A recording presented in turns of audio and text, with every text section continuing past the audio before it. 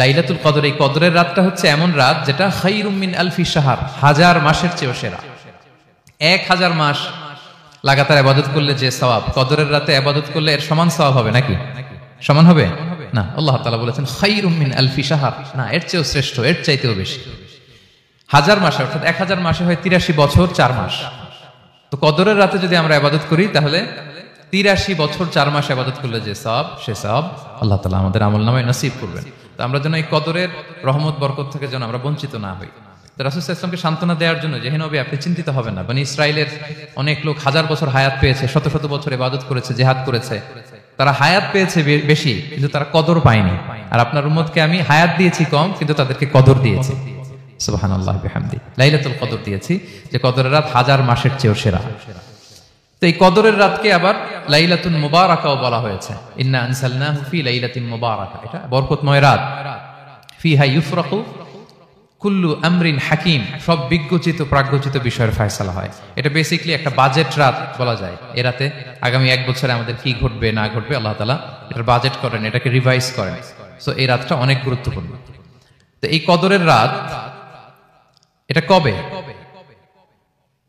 এটা স্পেসিফিক ছিল, মানে সুনির্দিষ্ট ছিল। রাসূল সাল্লাল্লাহু আলাইহি ওয়াসাল্লাম আমাদেরকে জানাতে চেয়েছিলেন কবে, কিন্তু রাসূল সাল্লাল্লাহু আলাইহি ওয়াসাল্লাম জানাতে পারেননি। সহিহ বুখারীতে এসেছে যে রাসূল সাল্লাল্লাহু আলাইহি ওয়াসাল্লাম খারাজান নবী সাল্লাল্লাহু আলাইহি ওয়াসাল্লাম লিয়ুখবিরানা বিলাইলাতিল কদর। উবাদা ইবনে সামিত রাদিয়াল্লাহু তাআলা আনহু বলেন রাসূল সাল্লাল্লাহু আলাইহি ওয়াসাল্লাম আমাদেরকে জানাতে বের হয়েছিলেন যে কবে কদরের রাতটা। ফাতালাহা রাজুলান মিনাল মুসলিমিন, হঠাৎ মুসলমানদের মধ্যে থেকে দুইজন ঝগড়া লাগলো, তর্ক লাগলো আর কি। রাসূল সাল্লাল্লাহু আলাইহি ওয়াসাল্লাম হঠাৎ করে ওই ঝগড়ার দিকে খেয়াল করলেন, ওইদিকে খেয়াল করে ওই তারিখটার কথা তিনি ভুলে গেলেন। ফারুফিআ, রাসূল সাল্লাল্লাহু আলাইহি ওয়াসাল্লাম বললেন আমার হৃদয় থেকে, অন্তঃকরণ থেকে এটাকে উঠিয়ে নেওয়া হলো।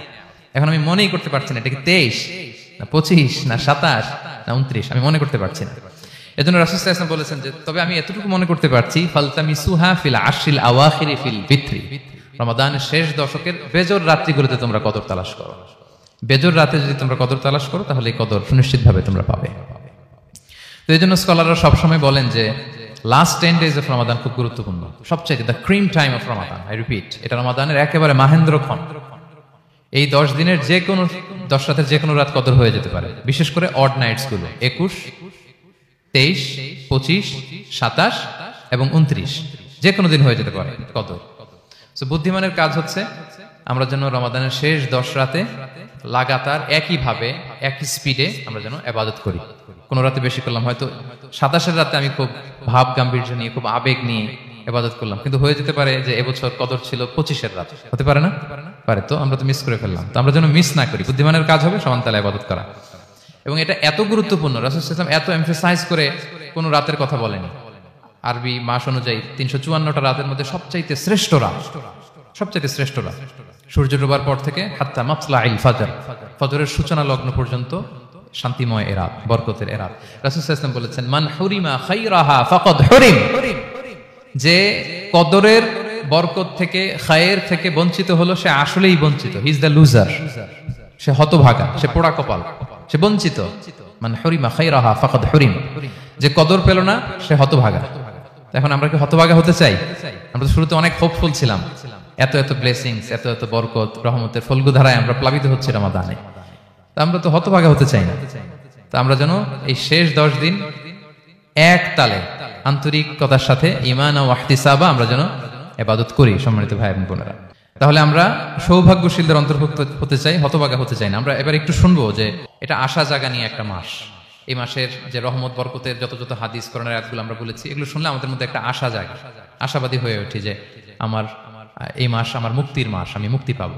কিন্তু at the same time it's the month of warning, এটা আবার সতর্কতার মাস। রাসূল সাল্লাল্লাহু আলাইহি ওয়াসাল্লাম বলেছেন রোজা রেখে যে মিথ্যা ছাড়লো না, পাপ ছাড়লো না, তার ধ্বংস। আবার 3 বার তিনি আমিন বলেছেন। বেসিক্যালি এটা একটা বদদোয়া যে মান আদরাকা রমাদান ওয়া লাম ইগফার লাহ, যে রমাদান পেয়েও নিজের গুনাহ ক্ষমা করতে পারলো না, তার ধ্বংস। সো আমরা আশাবাদী হব। আল ঈমানু বাইনাল খাউফি ওয়ার রাজা, বিশ্বাস হচ্ছে আমার মধ্যে ভীতিও কাজ করবে, আবার আমার মধ্যে একটা হোপ থাকবে, এটাই ঈমান। সো আমরা যেন এই ওয়ার্নিং গুলো আমাদের মাথায় রাখি যে আমরা যেন আল্লাহর নৈকট্যপ্রাপ্ত বান্দা হতে পারি, ক্ষমাপ্রাপ্তদের অন্তর্ভুক্ত যেন আমরা হতে পারি। আল্লাহ বলেন লাইলাতুল কদর খায়রুম মিন আলফি শাহর, নবী হে আপনার উম্মতের জন্য আমি কদরের রাত দিয়েছি, যে এক রাতে ইবাদত করলে 1000 মাসের চেয়েও বেশি সওয়াব তারা পেয়ে যাবে। সো এই কদরের রাত যেন আমরা মিস না করি। কোনটা কদরের রাত? আমরা বলেছিলাম শেষ 10 দিন সমান তালে ইবাদত করবো। বিশেষ করে আমরা গুরুত্ব দিব অড নাইটস গুলোতে, 21, 23, 25, 27, 29 আমরা গুরুত্ব দিব। এবং রাসূল সাল্লাল্লাহু আলাইহি ওয়াসাল্লাম বলেছেন, মান হুরিমা খাইরাহা ফাকাদ হুরিম, যে কদরের বরকত মিস করলো সে বঞ্চিত, সে হতভাগা, হি ইজ দ্য লুজার। আমরা যেন লুজার না হই, আমরা যেন গেইনার হই এই বরকতের মাসে। এবং সবশেষে আমি বলেছিলাম রাসূল সাল্লাল্লাহু আলাইহি ওয়াসাল্লাম স্পেশালি 5টা আমল করতেন, সারা রাত জাগতেন, ফ্যামিলি মেম্বারসদের জাগিয়ে তুলতেন, উৎসাহিত করতেন এবং কোমরে গামছা বেঁধে নামতেন। এরকম ইবাদতের স্পৃহা অন্য কখনো রাসূল সাল্লাল্লাহু আলাইহি ওয়াসাল্লামের মধ্যে দেখা যেত না, যেমনটা শেষ দশকে তিনি করতেন। ইতিকাফ করতেন তিনি, আর ইতিকাফ করলে কদর মিস হওয়ার সম্ভাবনা নেই। এটা 21-এ হোক, 25-এ হোক, 23-এ হোক, আমি তো মসজিদে, আমি তো কিয়ামুল লাইলে অংশগ্রহণ করতেছি, আমি তেলাওয়াত করতেছি, আমি প্রতিদিনই দোয়া করতেছি, মিস হওয়ার কোনো সম্ভাবনা নেই। আমরা যেন ইতিকাফের চেষ্টা করি, অথবা পার্ট টাইম ইতিকাফ যেন অন্তত করি, 5 দিন 3 দিন, অথবা রাতের সময়গুলো মসজিদে যেন আমরা কাটাই। 3 নাম্বার বলেছিলাম রাসূল সাল্লাল্লাহু আলাইহি ওয়াসাল্লাম, জিবরাইল আলাইহিস সালাম কোরআন রিভিশন করতেন, আমরা যেন কোরআন রিভাইজ করি, রেসাইটেশন করি বেশি মাত্রায় শেষের 10 দিন। কিয়ামুল লাইল, ফালা তাসআল আন হুসনিহিন্না ওয়া তুলিহিন্না, কত সুন্দর কিয়ামুল লাইল ছিল, বলে বোঝানো যাবে না। তো আমরা যেন এরকম দীর্ঘ সময় কিয়ামুল লাইল করি। আর সবশেষে বলেছিলাম দোয়া করা। দোয়া করা হচ্ছে দোয়া মুমিনের হাতিয়ার। দোয়া মানুষের জীবন চেঞ্জ করে দিতে পারে। চাওয়ার মতো চাইলে আল্লাহ ফেরান না, আল্লাহ তো দেওয়ার জন্যই বসে আছেন।